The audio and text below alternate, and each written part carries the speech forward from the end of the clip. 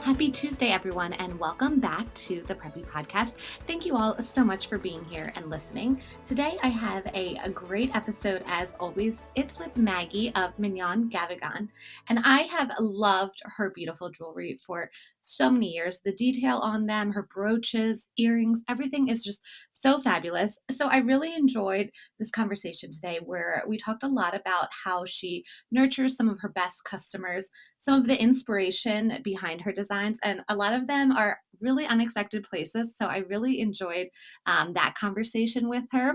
We also talked about, what products launched her business and sort of how she went from a product to then a lifestyle brand with so many other pieces.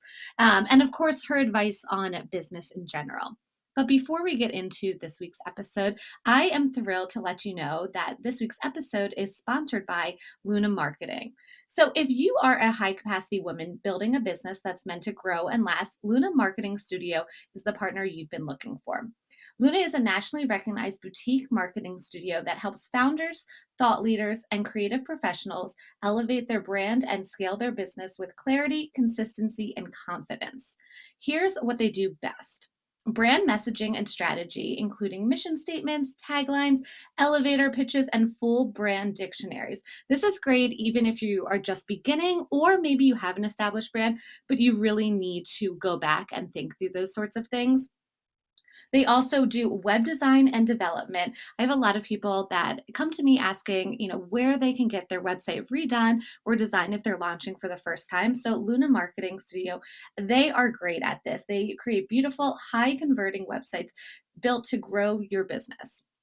Also, social media management is another service that you can head to them for. So your content really reflects your voice and shows up consistently on everyone's feeds, no matter what platform you're on. Email marketing as well. This we talk about all the time on the podcast, how important email marketing is because it's a direct line right to your customers. And those customers are deciding to opt in and say that they want to hear from you. So they can help you with this, making sure that your list is really working for you. Then paid advertising. I've had a lot of conversations around this lately for social media. And I think it's really hard to find an agency that matches with you and your brand's voice. So Luna Marketing Studio is a great place to go to help you come up with thoughtful, well-targeted campaigns that actually convert. So you're spending your money in a wise way. Pinterest strategy and design. This is another thing I've talked about on the podcast before, that Pinterest, a lot of people sleep on it and they think it's outdated, but you can find so many customers there. You can have great website traffic too from Pinterest. So they can help you for a long game visibility in mind with Pinterest. And then, of course, launch support when it's time to go big and get it right. So, what sets Luna apart? Their white glove communication and creative support, a strategic partner mindset, not just a service provider, deep care for the women behind the brand, and a proven track record. They have worked with so many of my friends, a lot of brands that I've had on this podcast. I think a few have even mentioned Drew and her team. And I've gotten to know Drew the past couple of years. I think initially we met at the Southern Sea, and I've loved watching her business flourish and hearing the rave reviews from some of my clients, some of my friends, and some guests on this podcast. And I'm really excited because the Preppy Podcast will be working with Drew and Luna Marketing Studio as well, to help elevate and take the brand really to the next level. So if you're ready for your marketing to finally match the quality of what you do, it's time to work with Luna. Explore services and book a consultation service at lunamarketingstudio.com. Now, before we get into this episode too, I just want to remind everyone, I hope to see you all in Newport, Rhode Island, June 5th at 10:30 a.m. at Hammett's Hotel. We are going to be doing a live panel there with a few amazing business owners and founders, including Tyler Bowe, Lauren Hope, CK Bradley, and Kylie, who's an amazing real estate agent. She also was on a Bravo show, and she has a really cool book club. So I'm excited to chat with them, take questions from the audience, and of course we'll record that to put it out on all sorts of platforms. That way, if you can't make it, but would love to see you there. If you'd like to attend, RSVP isn't necessarily required, but I would love if you shot me a DM or an email to just let me know, just so we have an idea of headcount. And then finally, remember Camp Preppy. You can go to thepreppypodcast.com and find out more information on Camp Preppy. All right, let's get into this week's episode. All right. So, why don't you first let everyone know who you are, where you live, and what you do?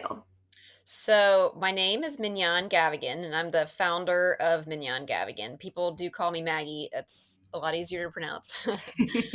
um, let's see. I now reside in Charlotte, North Carolina, where I grew up, but I did live in New York for 18 years.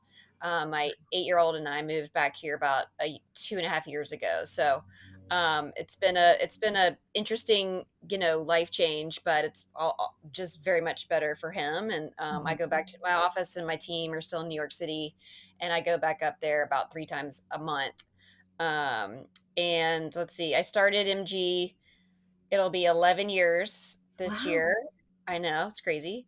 And I worked as a designer. I grew up in Charlotte, North Carolina, went to UNC Chapel Hill. I finished at the Sorbonne in New York, in Paris, France, and then I Wow. started Parsons School of Design in Paris, France, and then moved to New York, finished my program there, and then started working. I was an apparel designer, and then I was a handbag designer, and then I was a footwear designer, and it was a wonderful experience because all my jobs took me all over the world. So I was Mhm. able to get just an insane perspective on life, and different traditions and techniques and topographies and architecture that I still use in each of my inspirations for each of my collections today. So yeah. I can totally see that with all the different textures and shapes. I can see that inspiration coming through. I'm curious then. So, when you were little, were you always someone that was sort of interested in design or loved fashion at a young age, or did that kind of come later as you developed in life? Well, funny enough, I have 3 brothers, and my best friend down the street, she was an ultimate tomboy. So she'd be like, let's go kick the soccer ball, and I'd be like, let's braid the monkey grass outside, or like, let me braid. She had this long beautiful blonde hair, so I'd be like, let me do your hair. And as we grew up, I had a basement in my parents' house growing up, and I would just go down there. I had another couple other friends, and we go down there and build, just everything out of construction paper. Like, I built a minivan with the seats, and then a car Wow. seat because I had a brother that's 8 years younger than me. So there's a baby and the people and like flower. So always definitely, I would say, creating things. I took my dad's Levi's that were hanging in my brother's closet and like cut them up and tailored to them myself with like used a glue gun and like staple gun to make it because they had like a fantastic wash on it. Uh-huh. um, and let's see, 7th grade, I went to the North Carolina School of the Arts. I was accepted there, which was a Oh, very cool. cool program, Yeah. to begin kind of honing in on art. And, I took AP art and won the artistic award my senior year, and they bought artwork from me. But, talking to my parents, it was kind of like, let's get an undergraduate degree Mhm. and then specialize in design instead of just going straight to like a RISD or something like that. Which I think was really helpful because as I've grown MG and as I started MG, the grassroots networking from my friends, my college friends, my Mhm. high school, college friends, and then my New York friends, I was able to kind of pinpoint somebody from each town or state to hit up and do a trunk show. And as you'll see on our heat map, where our customer base is, it's places I hit first, did a trunk Oh, show, and then picked up a store. And our repeat customer rate is phenomenal, and it's because they know me, they've met yeah. me, they see how to wear it. At first, uh, one of my best friends, she started the company with me as our salesperson, Kinsey Finnebresk, and she had worked for Tory Burch. And Tory Burch, when she first started, and Chris Burch, she started, and they were still working in Tory's apartment at the Perry Hotel. And Chris was like, nobody knows you. Nobody knows what a tunic dress is. Yeah. So you got to get out there and show them. So, Mm. that was the trunk show route that we took as well. And so I had started with I was draping a runway dress, my very first job, and there was a vintage dress that I ripped up, and there was a piece of it laying on the floor, and because I was putting pieces of the beadwork on the mannequin to get an idea of beadwork, Okay. and there was a piece that I picked up on the floor and tied around my neck with a safety pin and walked home through Soho. Of course, we're all wearing all black, so this was like had like pearls and sequins, and it was had a black base, but it was draped in this beautiful way. And literally like five people stopped me on the way home and were like, "Where can I buy that?" And I'm like a Oh my struggling, I can barely pay my rent. So I'm like, "Oh Yeah. my God, give me your phone number. I will have one made in a month." Um, and so that was back in 2007. So I started, we call it a scarf necklace. The scarf necklace was born. Okay. That's what when I think of your brand, I think of the scarf necklace initially, and then I think of your beautiful beaded, statement earrings and all of those. So then how did it go from, so you designed, this scarf necklace on a whim, basically. It just kind of came to you. And then you had people stopping you, asking you where you got it and wanting one of their own. So where did the business come into that? Like, were you just literally taking people's phone numbers and making them as you went? Or at what point did you think, you know what, I can go out and start my own business, and this is like the foundation of it? So that was 2007. And I worked, I didn't have, um, I needed to work to kind of save money so that I could make my own sampling. But I also knew that I needed experience. And so I kind of describe it as like a graduate degree by Mhm. working at the first company I worked. There were five of us, and there was a creative director, but I was his sole designer. And Okay. so I designed every single runway outfit. I was up at the sampling room, at working with the sample maker. I was there, at the, all night before the fashion shows, like stitching garments together. Um, and then that company unfortunately went under after about 3 years. Just because, there was a lot of funds allotted to like fashion shows and beautiful Mhm. fabrics instead of sales plans and, watching the finances. And so then from there, I went to a huge company that Okay. sent me all over the world, making shoes. Okay. And I was like, I need a dental plan. I had like eight, cavities by the end of my job. And so I knew I needed to take a step up in life, and not go to just be like at a cool place, but Mhm. at a place where I knew I could begin my, adulthood. And so that was fantastic though, because I learned so much about footwear, and being at a huge company, corporate company, I did see, turnover of management, and then what happens, with employees. I also learned a lot about HR, and um, a lot of different business aspects, along with design aspects like Mhm. sourcing and relationships with factories and things like that, that aren't something you're going to learn going to school for it. Mhm. And then from there, I worked at a smaller footwear company, but one that was probably more in line with my style and my aesthetic. And that was Jessie Randall's company. It's Leffler Randall, and Oh, yeah. she's just an amazing talent as a person, and as a stylist herself, and as a designer. She knows she's really strict with her like brand ethos, Mhm. and her um she has a very thin foot. And so she wanted to make sure there was a elegant, line to all of her footwear pieces. And she taught me a lot about branding and style that I hadn't really gotten to see in a professional way before that. So that was interesting. And then I did decide to just go out on my own, because that whole time that I was working for those other Mhm. companies, I was selling this scarf necklace just at random trunk shows. People would Okay. call me, they'd see it on somebody, they'd need to have it. So I'd make batches of them. Um, and so I found a business partner who had also, she's from North Carolina as well, but she had a finance background, and she was looking um, to join a startup. And Okay. so we did that together, which was wonderful. And she was with me for about 6 years, as our CEO, and she still sits on our board. That's Lane Logigan. And then I took on a new CEO who was with us for 4 years. And then we had a big infrastructure change last year. So she's no longer with the company. Um, and now I'm the president CEO. I love Yeah, that's been an interesting came position full change. circle kind of, right? Well, and I love hearing about how all of these different job positions and roles that you had while you were building up your own business, it kind of gave you what you needed in terms of knowing how to structure a business or knowing how to source something. It, like you said, it's kind of going back to school in a sense.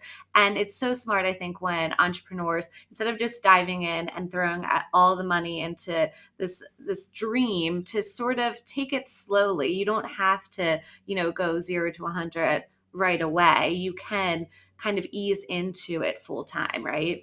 Completely. So, I would say too, just real quick, is yeah. um, and I'm learning this now, 11 years into my company being in existence.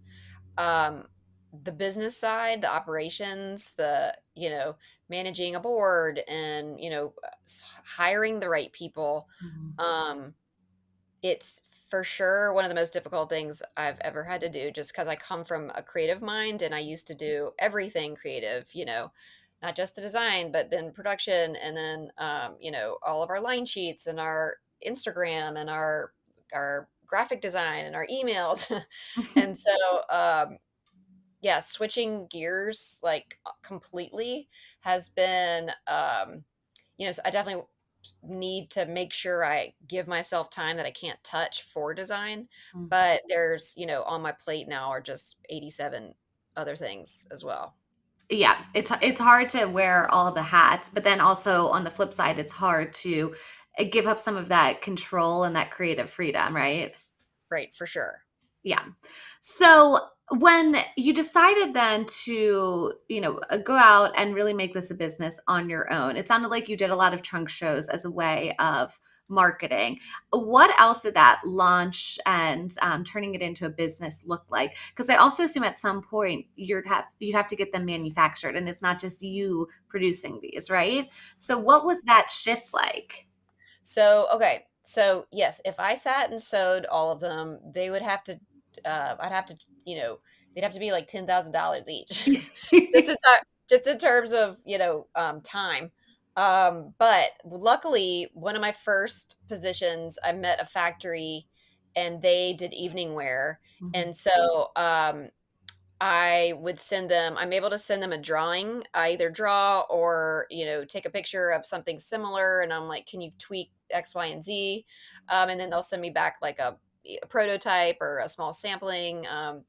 And so India is where I manufacture all of the embroideries. And India has, I would say, some of the most talented people, embroidery craftsmen, artisans in the entire world. It's a trade that has been passed down generation by generation, and it was just men. Now it's a lot of women as well. But at first it was just men.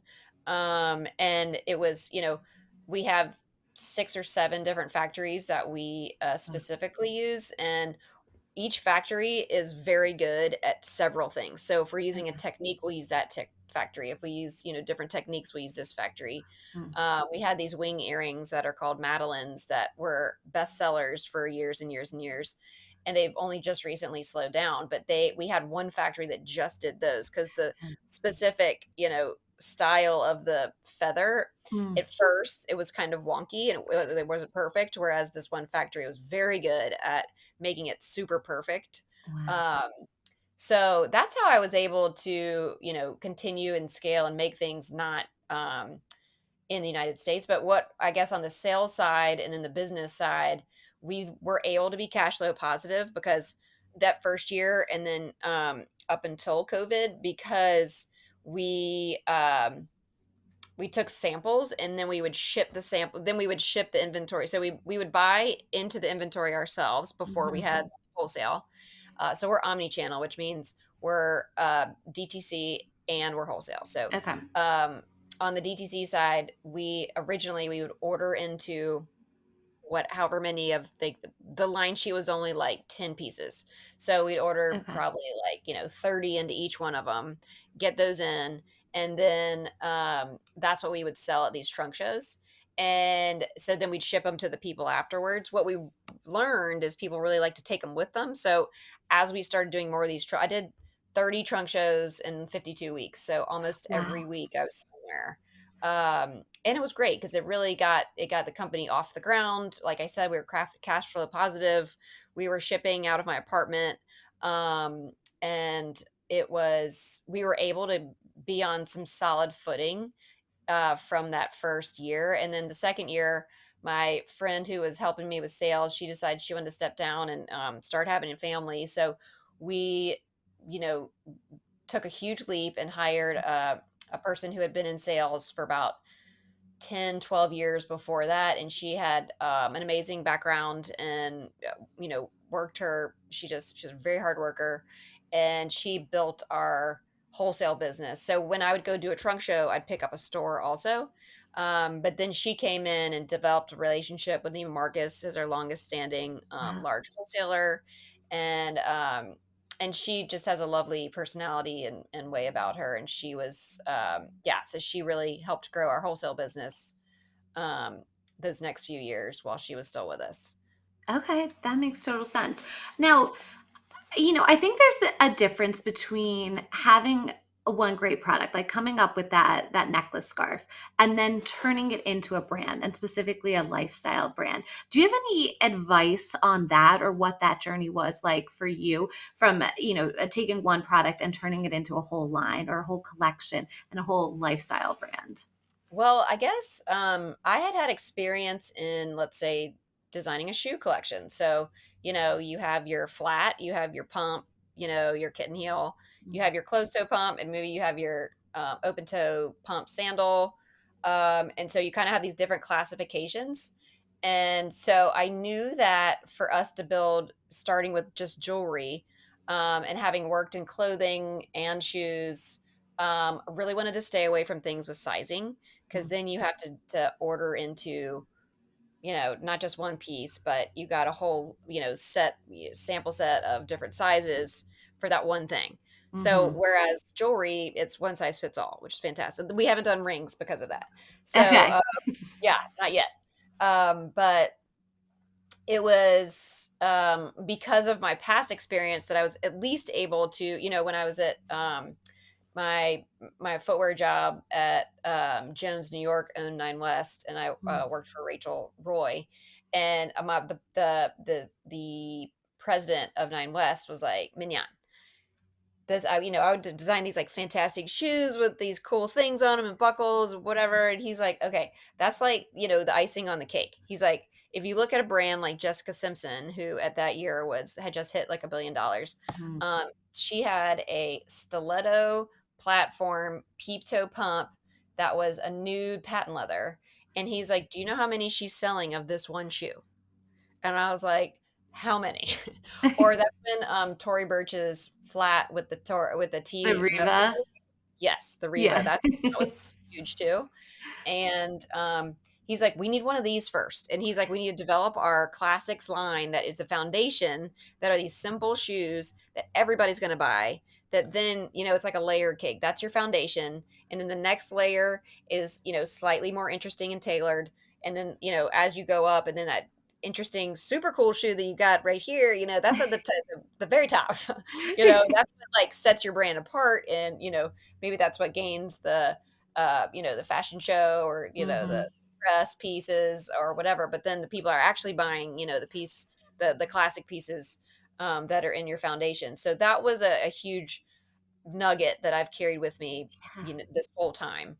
And I think, building into a collection, I mean, a fashion brand and a lifestyle brand, was a lot about the visuals and showing people what, in my inspiration, I had been to Istanbul, I'd been to Copenhagen, I'd been to Berlin, I'd been to Shanghai, and I wanted to take things from those flea markets and those trade, in this like city flea markets, that Mhm. I could take and bring back to people in the United States that maybe have never seen it or never seen architecture that looks like that, or, like opening people's minds. Like, during COVID, my movers, I moved 7 times Oh my God. since I left New York City, or before I left New York City. And one of the moves, and I used them several times, they were from Uzbekistan. So I go to research Uzbekistan, and there's these amazing fabrics called Suzanis that I used as one of my collections for an inspiration, um, one of the main sources of inspiration for a collection. And exposing people to that, and the handwork that goes into it, and the time, and what it looks like, and what they mean, and how they're I went to Marfa also during COVID. I traveled through Texas, did some trunk shows, and then ended up at Marfa.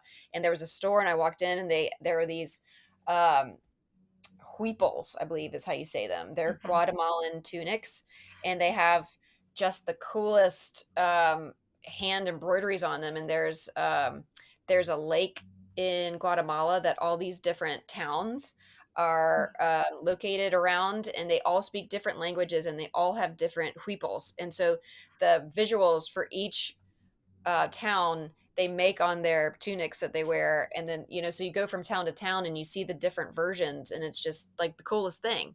um, so I think exposing people to new cultures and civilizations and places and people has been a really joyful thing for me to do and explore each season.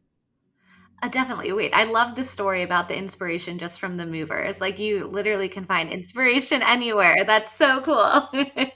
That is funny. My dad was like, so like, because I was talking about my ADD, and he's like, so I mean, what does that look like? And I'm like, well, I literally walk into a room, or I open my eyes and I walk outside, and I'm hit with inspiration everywhere. If it's a Yeah. leaf, it's a color story. If it's a sky, if it's like an insect or a bug, or, um, you know, It's whatever just plant, all around. Yeah. it's all around the sunsets. And I do take medicine for it, because even I gotta like what's our focus right now.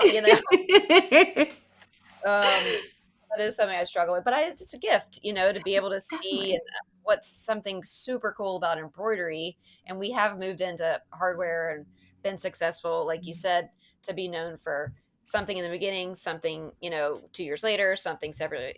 To be able to evolve has been also a gift. um, but to find different ways to explore a design, or a sunset in different techniques of embroidery has been something that's also brings me a lot of joy. Mhm. I know. Well, it comes through in the design too. I mean, they're all so beautiful. So, kind of flipping gears here, when I was going through your website, adding things to my cart, new favorites, I came across you guys have a resale program where basically people can sell back some of their pieces and then buy new pieces with some sort of credit. Can you talk more about that? Because I think it's so innovative and it's a great way to, help preserve the planet and be sustainable. So I'd love to hear how that idea came to be, more about the program. Well, it's funny.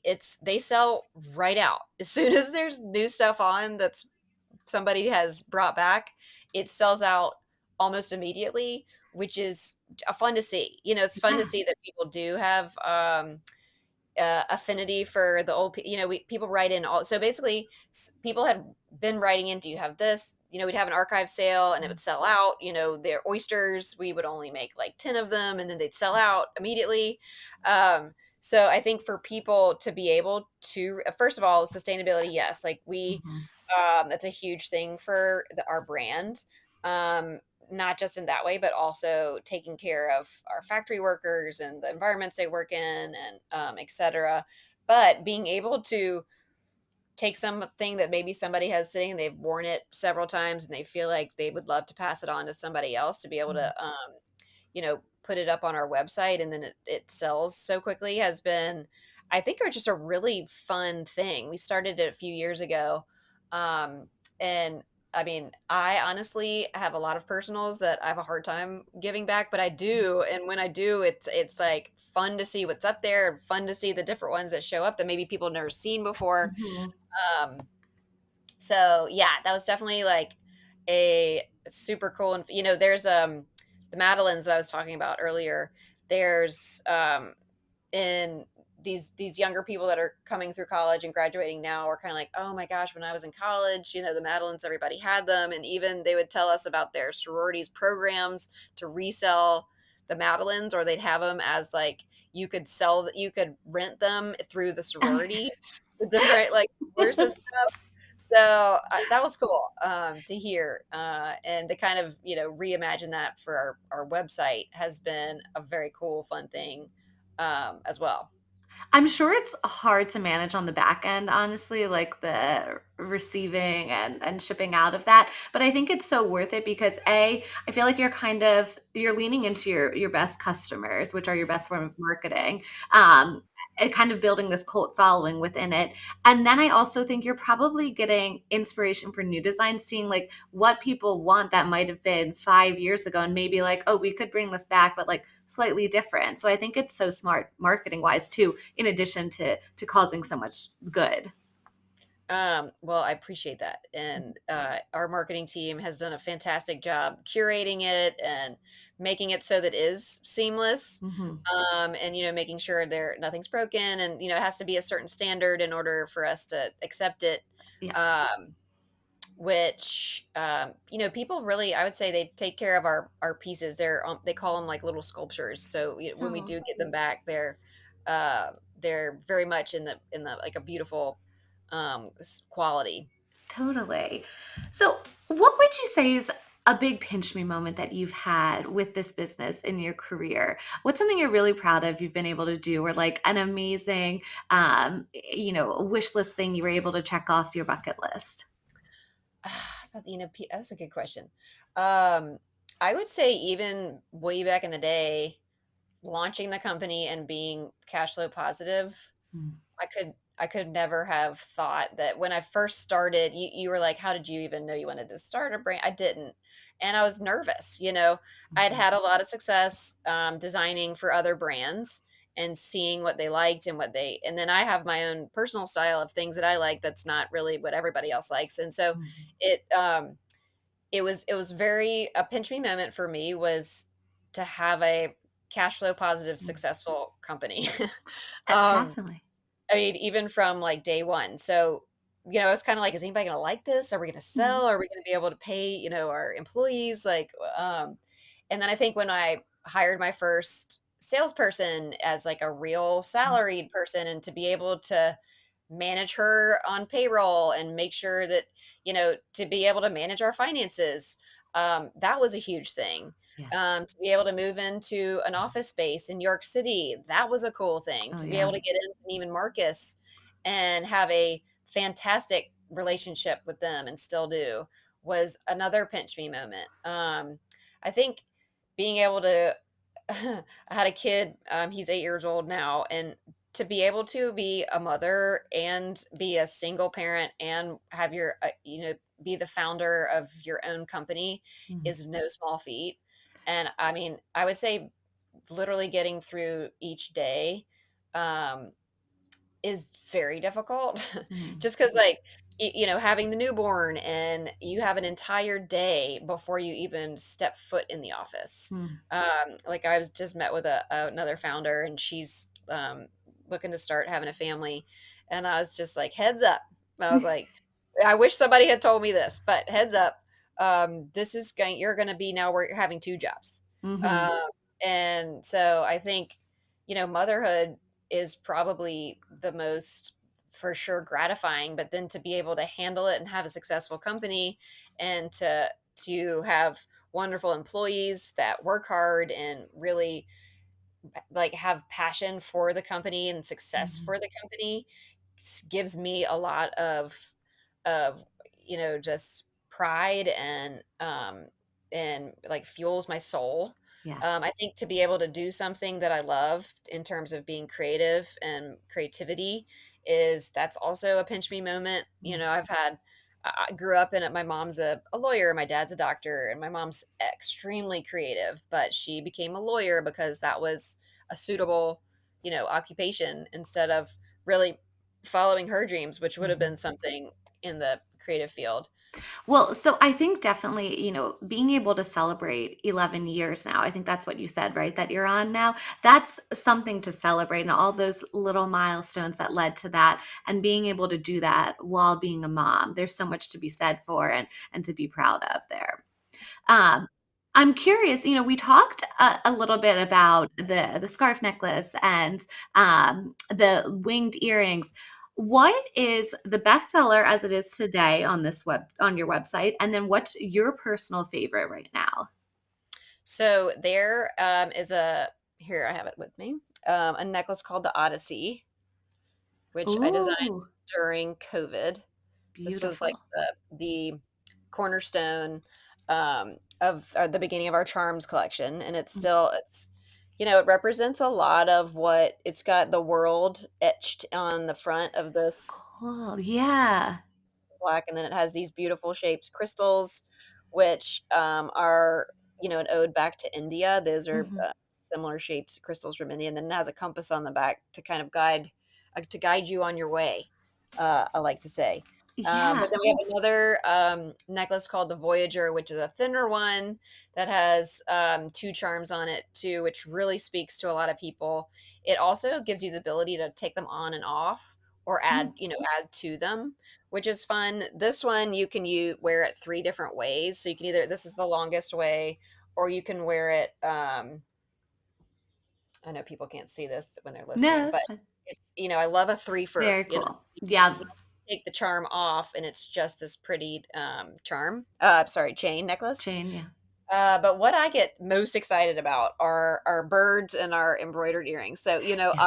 right now I'm wearing like cargo green, army green pants and a beige top, and then I'll put on, hot pink feathers I with love it. I love the pink. I know you love the pink. Well, and you might love these rose gold. These are mini Lolas, and they're Beautiful. so lightweight. And those are all hand beaded in India, or something like these crazy embroidered things and they're all lightweight. They have leather backings, Wow. and I think what I encourage people to just try it on and then Mm, see how you feel when you try it on, because automatically you feel excited and uplifted, and it gives you people would say that they'd walk into a room wearing one of our scarf necklaces, and everybody would comment on mm, them. So, it was kind of like, what is that? And, where do I get one? What's it called? And so people that I would say would need help styling themselves, mhm. or need help with, ideas of what to wear. And, that's something I love to talk about and to give. But this would be a piece that you just put on with, I don't know, a black dress or a t-shirt, and you walk into a room and it's automatically a conversation starter. Yep. And that would give people confidence, Yep. kind of being, having the, just people notice what they're wearing or Mhm. comment on them, was something fun. So, I would say for right now, those are, and I have super thin earlobes, so I can't wear heavy earrings at all. Yeah. So we don't make heavy earrings. But even now, I'm in my, approaching my mid 40s, and it has to be light. I Mhm. need something that's light, and so that's why I do like our embroidered pieces, especially. But I think too, wearing them encourages people to, because sometimes people are like, oh, I can't. We sell to the Kentucky Derby and the Breeders' Okay. Cup, and the main person, our point person, she's awesome. Her name's Lindsay, and she was like, I just can't. I don't think I can pull that off. She's like, I really love them, but I just, and I'm. It's then last year when I was there in California, I had her put one on, and she was like, "Wait a second," and she's like, "Yeah, this looks really good." So, just encouraging people to have Just fun with try it. fashion, and be excited about it, and like take liberties. Even I live here now in Charlotte most of the time, and my friends here that I have a wide range of friends, but the ones that I've known for forever, who feel like they don't know much about fashion, I'm like, ah, come Mhm. on, like, let's go. I'll take pictures of things and send them to him and say, like, you could definitely pull these cool shoes off, or you could do this Mm-hmm. and just wear it. It's almost like you got to have somebody show you how to do it, in order to feel comfortable if you're feeling timid, Yeah. uh, about some of the more, whimsical or crazy pieces. And once you try one, then you realize how easy and how good it looks, and it comes naturally just accessorizing with them after that, right? I mean, yeah, and you can wear them. That's a lot of times I do, here's what I've been wearing all week with different outfits, but the same, if it's a necklace or if it's a pair of earrings or whatever it is, it's like the same thing. But how to pair it with different outfits and things like that. Totally. Who would be a dream customer for you? I'm sure you've probably had so many dream customers already, but if you could pick like any celebrity, any royal, any influencer, or maybe if it's someone that, is no longer with us, that's just iconic that you're like, oh, Audrey Hepburn, or who would your dream be? Her name is Kate Blanchett, Yes. or Bianca Miro, who's a European influencer, and you know who Kate Blanchett is. Yeah. She just has both of them have very, I think, unique and independent and style that I feel like evokes their personalities. Mm-hmm. And the two of them have very different style, but I feel an immediate kinship when I see them or see some cool dress that they're wearing or outfit that they've put together, or how haphazard Blanca Mira's hair looks, even though it's probably perfectly done just like that, even though it looks like she slept in it wet. Yeah. Um, I love that her, like, I guess the two of them represent two different sides of my fashion taste, I guess. Mhm. Like, she's an effortless, cool, laid back, maybe like baggy clothes ish version Mhm. of fashion, even though it's still high quality, high fashion. And then Kate Blanchett represents what I love about the, Balenciagas or the Givenchy's Mhm. or the Proenza, this in my eyes, this super cool elevated um fashion that Like I've glam. loved for, Yeah. yeah, that's why, I've been in this, because I think you asked even how got into this in the first place. So as it I finished, I went from UNC Chapel Hill, and then I finished my French Mhm. credits at the Sorbonne in Paris while living with a French family. And I called my mom at the end of the semester, and I was like, "Well, now I'm finished. What do I do?" And she was like, "Well, what do you love?" And I was like, "Fashion." I mean, obviously. And I was living in France, so Paris was just like it was just so you're just inspired all the time. Yep. And so she was like, "Well, why don't you go to Parsons? We've got this whole body of work from, your, high school and being at the North Carolina School of the Arts." And so I applied to the Parsons there in Paris, and to be able to study art in Paris was one of the coolest things. That was a pinch me moment, to be honest. Yeah. To get accepted there, and to, oh, go sit and sketch the grand staircase in the opera house. Oh my gosh. I mean, that sure, Yeah, what a great homework assignment. it really doesn't get much better than that. So that was just that was one of the coolest experiences of my life, to be honest, was to Mhm. live there and to go to, and be able to, yeah, I still had a part-time job as a babysitter for these two super cute kids. And then be able to go to school there was awesome. So I can't remember what our question was, but No, no, that was great. So, since this is the Preppy Podcast, I always ask everyone, what does preppy mean to them? Because there's so many versions of it, and I love hearing what everyone interprets it as. well, funny you ask.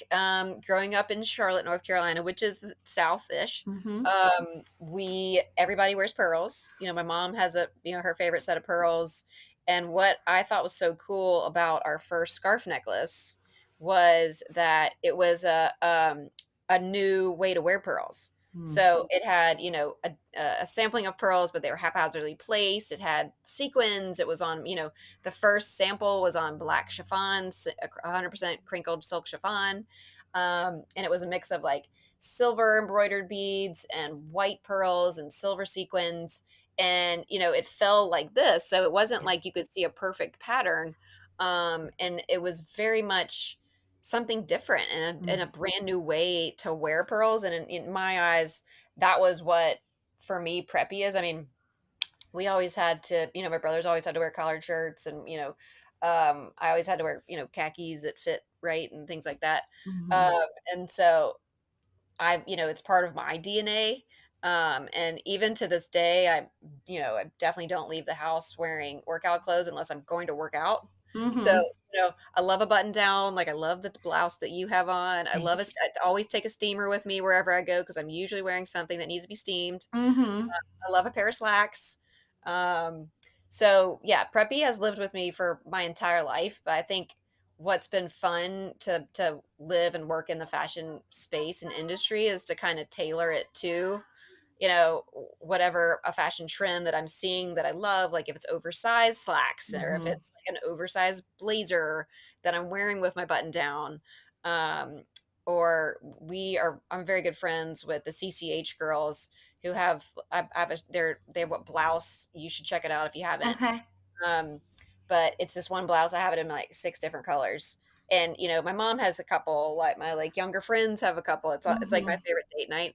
Um, shirt, and it pairs perfectly with all of our things. So it highlights your neck, and it's got a beautiful V of the collar and the Ooh. button down. So You're gonna have to send me a link to that shirt. I will for sure. They also have a shirt dress that I know is super. It's the same silhouette, but just has a bottom to it that you'll need to check Adjust. out. I love though how you think preppy with pearls because I agree. And it's funny you mentioned that because when I was looking at your website and adding pieces to my cart, I did notice one of your scarf necklaces and it had pearls all over it. And I was like, that is so me. It's like modern preppy, you know? Yes, yes, Hmm. I know. You need to try. Feel like there's a nude one. But also, we host lots of trunk shows and in-house styling appointments and things like that. And we have, everybody from our bankers, our attorneys Hmm. to whoever. I have lawyer friends that put on the scarf necklace and they feel a sense of courage walking into a trial or a litigation. Or even people that are pregnant and kind of want to divert eyes from the attention to their belly and then back up to around their face. They feel like Hmm. it's a really nice diversion. Yeah. And so yes, I think for me preppy and the pearls have been, that's a lifelong thing that um I will always have in mind with, and that's what I just thought was the coolest thing because I came from the South. I was a New Yorker at that point when I had started, and another thing, preppy thing that I brought to New York and to Mignonne Gavigan is color. Yeah. So, New Yorkers, my first probably 5 years, my entire closet that on my tiny room in my apartment in New York City was all black. Black everything, and I started, you know adding color back in as I, Mhm.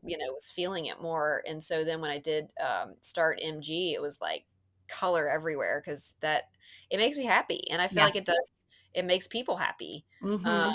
and there's a direct correlation between even our top sellers, what color they are. It's usually pink, i.e. Yeah. your room, um, and or blue. Hmm. And so yeah, there's a lot of my heart and soul that lives in the South and preppy. And so it's been, Hmm. it comes out every way, kind of like when I do, there are trends, and I'm aware of them. I don't necessarily follow them or follow them to a T by any means, but I like to be aware of them, and then I like to kind of translate them into what does that look like for an MG girl. Hmm. Yeah. No, that makes total sense. Pearls and color are definitely preppy. So, my final question is where can people find you? Where can they follow along on Instagram, shop your amazing pieces, and even if there's any stores you want to plug, anything like that, so that they can support and shop and follow? Well, sure. Thank you for asking. Yes, our website is www.mignon, it's MIG, Gavigan, GAV as in Victor, IGAN.com. And that's the website. Then Instagram is the same word, my first and last name. Hmm. Um, And then, yeah, our largest, wherever you live, our largest wholesalers are Neiman Marcus. We're in Saks, Anthropologie. Wow. And then we're probably in a city near you. We're probably somewhere. So if anybody is curious, I'd love to point them in the right directions. We have as I was speaking about our heat map earlier, the East Coast, the South, Florida, Texas, into California are where we have a ton of stores. Mhm. And the Midwest, if anybody would like to have interest and be sent a line sheet, we would love that. We're interested in building our store representation there as well. So yeah. That's perfect. Well, this was so fun chatting with you today, Maggie. I really enjoyed it. I loved learning more about you and your brand and the behind the scenes of the designs, really. Well, you are so sweet. I would love to ask one question for you Yeah. too. I'd love to see like how you started this. Thank you so much. It's an honor to be on here Yeah.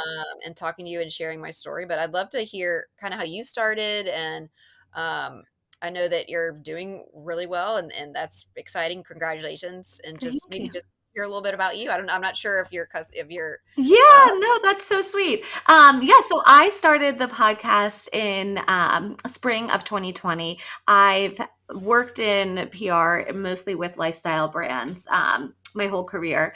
And in college, I had a blog that I would feature brands on. So I've just always really been into fashion and home decor and lifestyle brands. So on the blog, I continued even after college, and I still have today. And on the blog, originally, I would interview different founders. So back in college, it was so fun because they used to have Fashions Night Out. I don't know if you remember, in New York and things like that. So I would go and meet with designers and interview them. But then over time, I started listening to podcasts, and I enjoyed that medium of interviews instead. So when 2020 hit and things were kind of slow on the PR side, I saw a lot of my clients or friends with brands struggling. I decided now is the time to start a podcast, sharing their stories. That way people would want to learn more about them and support them. So yeah, it kind of started, 5 years ago and has continued to grow and been successful. And now we're doing a lot more events and fun activations with the brands and businesses on here and the listeners. So it's been fun. awesome. Yeah. Thanks for asking. That's so fun. So sure. Yeah, yeah, definitely. Thank you so much for listening to the Preppy Podcast. I hope this put a little prep in your step for the day. Please subscribe, rate, and review on wherever you listen to your podcast, and follow along with @the Preppy Podcast on social media.